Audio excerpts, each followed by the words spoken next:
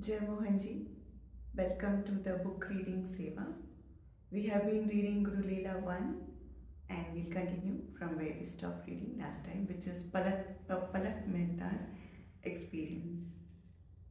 So we are almost half the way, half book we have finished. Like we are on page 46 out of total pages 128. Okay, so let's begin reading. Jai Mohanji. Palak Mehta from Pune, India shared her experience with the Shiva Kavacham. Huge blocks got removed when I listened to the Shiva Kavacham. I just get completely stable. Sometimes I can't meditate, but the Shiva Kavacham changes the energy of the whole environment. Many times when I need to concentrate, I can focus easily after listening to it. Shiva Kavacham is our true nature. Shiva Kavacham in Mohanji's voice is alive. It takes you beyond the mind. Mohanji's voice is the vibration of the universe itself.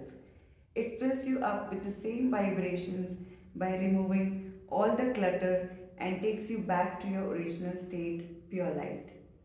This makes me realize how vulnerable we are to this tool called the mind.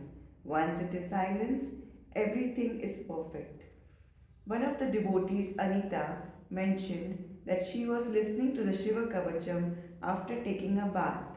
She could feel all the glass panes on the windows in the room shaking and vibrating.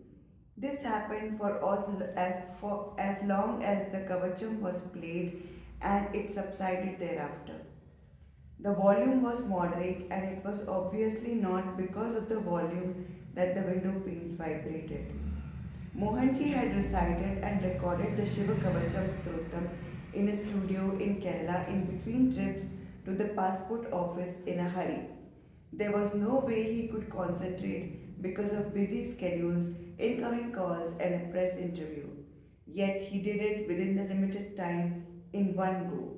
One of his followers, Mr. Srijit, had facilitated the arrangements to do the recording. Unfortunately, he did not manage to get a copy.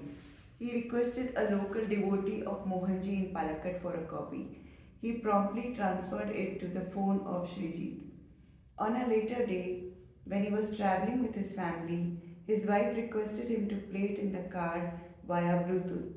Realizing the sacredness of the Kavacham and remembering Mohanji's instructions, he initially declined, saying that it was not supposed to be played casually in the car. However, his wife and family insisted, and he finally gave in and proceeded to play it on his mobile phone. To his surprise, after completion of the chant, the mobile phone went dead.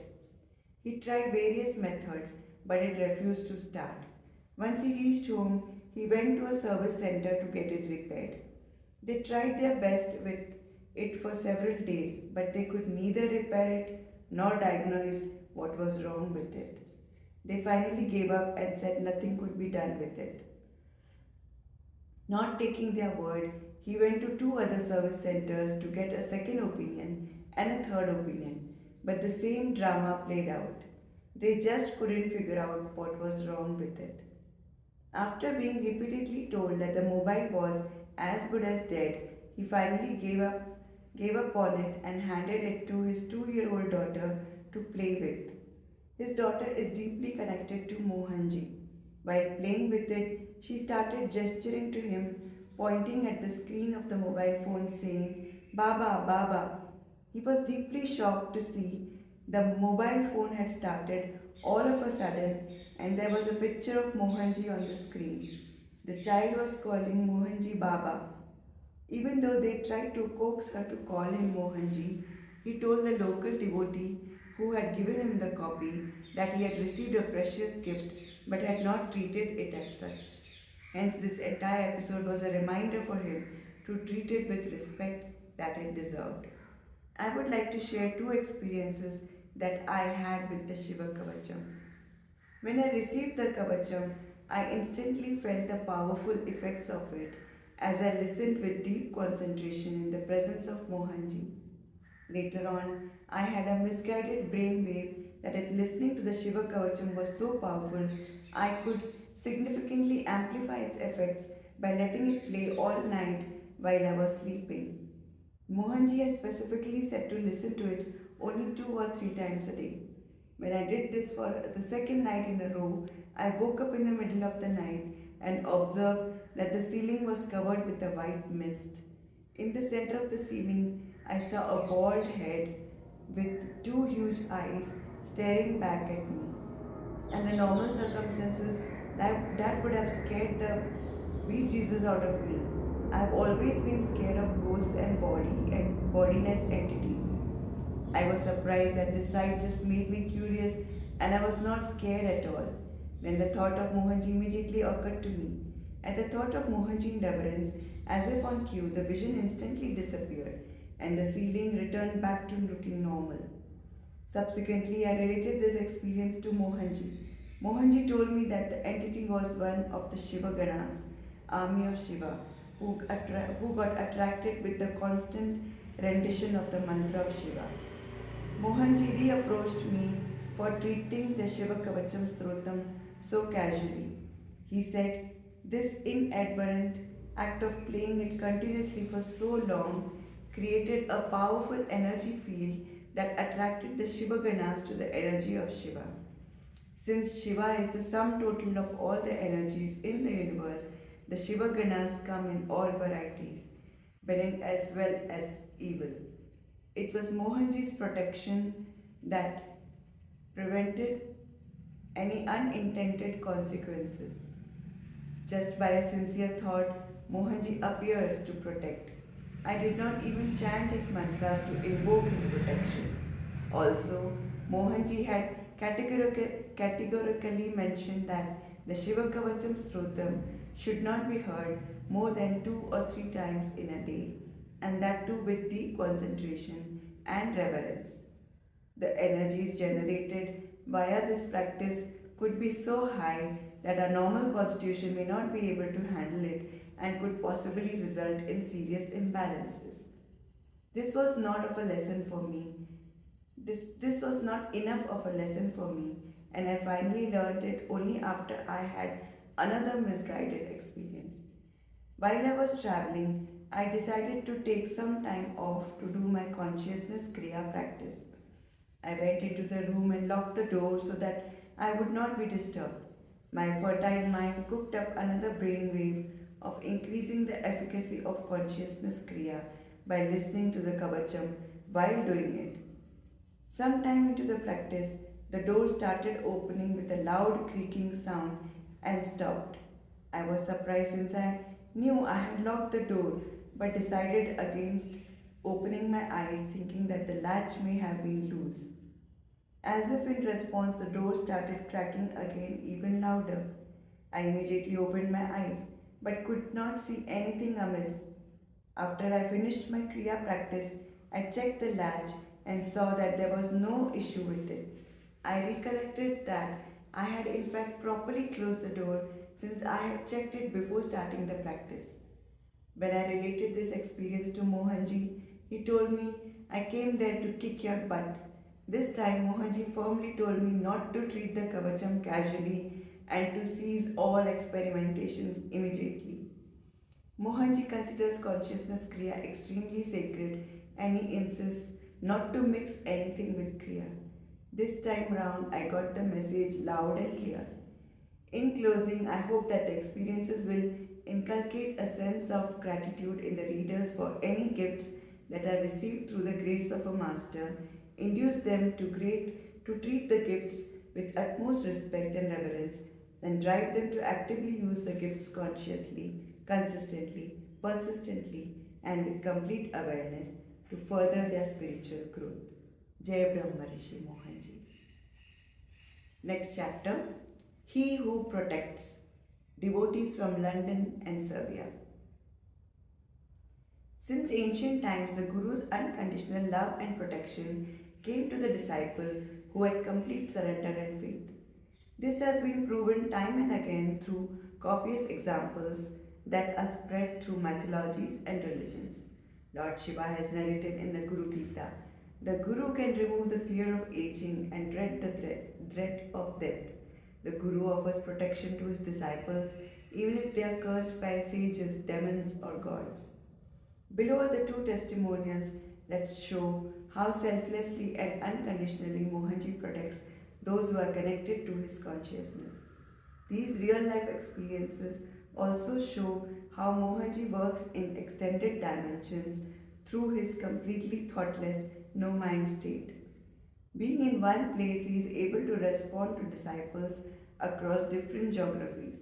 Nothing can bind him, time, location, or situation. Complete and perfect surrender to Sadguru, making him the main object of worship, obeying his words to the fullest, can cut out the weeds of uncertainty and help one attain supreme bliss. Mohanji. Mohanji's protection, every moment, every time. By Subhashri from London. For me, so Mohanji, my eternal Guru, is Parabrahma, the manifestation of supreme consciousness. He appears in different roles as per the situation. He is beyond any form, not confined to an image or relationship. He protects all the time as father, loves unconditionally and compassionately as a mother, empowers by giving knowledge and light for the spiritual path like a true guru, listens and empathizes with every feeling just like the dearest and the closest of friends, and brings immense joy and gives fulfillment to life just like a son. He is Shiva, he is Shakti, and he is Vishnu. He is Parabrahma. He is all relations in one name. Being aware of His presence everywhere, at every moment, is the awareness of the Supreme Consciousness. As my awareness of this eternal connection grew day by day, my faith, devotion, and surrender kept growing manifold to the point that I now recognize the non existence of my existence. Total merger with the Guru Tattva, Guru principle, has given me freedom even from the desire of liberation, bliss in oneness, fulfillment in non existence. However, while the physical body is there, all karmas need to be exhausted, all worldly dharmas need to be discharged, and the character needs to be tested to strengthen conviction, faith, and surrender. I was recently confronted by a situation that made my conviction more strong, my faith more firm, and my surrender steadier. I'm not sure whether it was karma that had to be exhausted or a test that had to be cleared, but that doesn't matter. On a grey, foggy winter morning, I was in a rush to drop my son at his school bus stop. In my haste, I rushed and banged into another car at a roundabout. This was my first accident. There were no passengers in the other car. Even though there was a baby car seat, thankfully there was no baby in the car at the time of the accident. No one, my son, I, or the other driver, was physically injured. Only the other car's front passenger door sustained some damage. My husband was out of town. I had my son in the car and he was getting late for school. Devi ji, Mohanji's wife, was at home and I had to make breakfast on time before she goes out. My other son was still in bed and had to be woken up and gotten ready for school. In short, I was not in a good situation. Since this incident happened right in the middle of a roundabout, I wasn't sure how the driver of the other car would react. Myriad questions rushed through my mind in those couple of seconds. Would he call the police? What would be the next process? How long would I be stuck on the road? I looked at Mohanji's photo in my car, called to him silently, and immediately felt his protection. I remembered later the shloka from the Guru Gita. Yes, yasya smarana matrena jnanam utpadate swayam या एवा सर्व samrapti tasmai shri gurave namaha. Meaning, merrily recalling my guru, knowledge arises spontaneously. Remembering him brings all attainments automatically. After I felt Mohanji's energy, I asked my son to step out of the car and walk to his bus stop.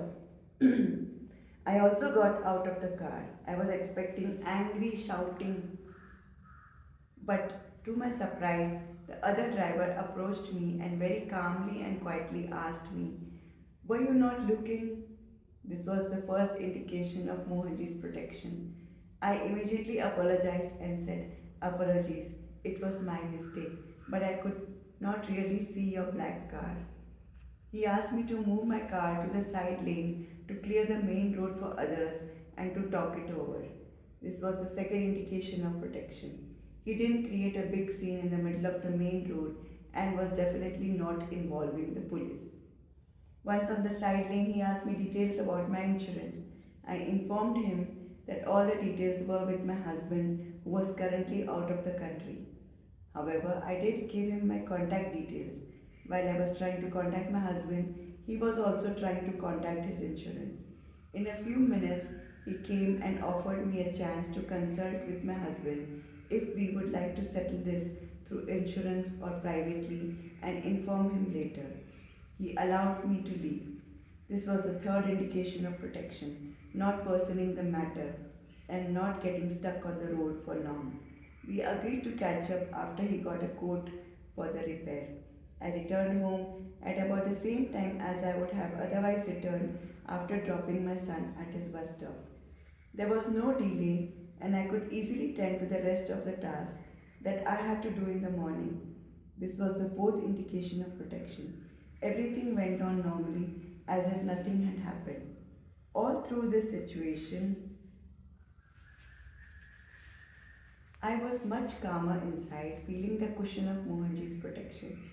After I completed all the morning chores, I sat down and thought about what happened. It could have been a major accident. There had there been a passenger in the front seat or a baby in the back on the same side. I always believe that masters don't interfere with that karma, especially when exhaustion is a must, but they certainly reduce its intensity. In this case, that's exactly what happened. This was probably a karma that had to happen, but my guru's protection reduced the impact and let me come out of it with very little damage.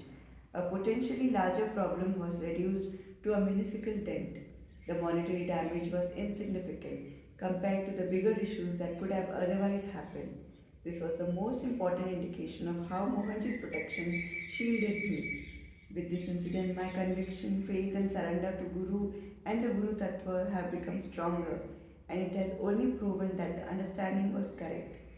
Being in Mohanji's protection feels like being in most secure and safe place, like a mother's womb. I know he's carrying me and will never ever let me fall. When he says I'm with you, he really means it, and this is just another experience that confirms it. May everyone with the conviction and faith in Guru and the Guru Tattva be blessed to realize and understand this truth and experience the bliss of being in the eternal protection of Guru. We may leave Guru's hands, but he never leaves ours. Upon reading my update regarding this incident on Facebook, Preeti Duggal, who was with Mohanji at that time in India, immediately commented the below. On that day, Mohanji had planned to visit a place later in the morning. We were all ready by 11:30 a.m., but he did not come out. The door to his room was closed. It is unusual for him to be late. I thought that he was resting, so we didn't disturb him. He came out at 1 p.m. and said that he had slept. This has seldom happened, and something is planned and he forgets about it. After I heard about your incident, I realized why he was resting. Mohanji is omnipresent. When you remember him with full faith and devotion, he will always be there by your side, and what he promises, he always delivers. His message to all of us, "I am with you," was proven again yesterday. Thank you, Mohanji, for always holding our hands and being there for us in all situations. Upon reading this comment from Preeti Didi, sister, I realized that he was with me the moment I glanced at his photo in my car and remembered him. For me, this was a clear indication of his expanded existence and his ability to work in multiple dimensions beyond the physical body. Mohanji, my loving gratitude for your compassion unconditional love, and protection for myself and for all the beings of this world. Thank you for being with us every moment, every time. I think we can stop here for today. Thanks for the opportunity that I could do this Seva of book reading. Stay blessed. Have a happy Sunday. Have a happy life ahead, a blessed life ahead. May Mohanji's grace always fill your hearts. Thank you, Jai Mohanji.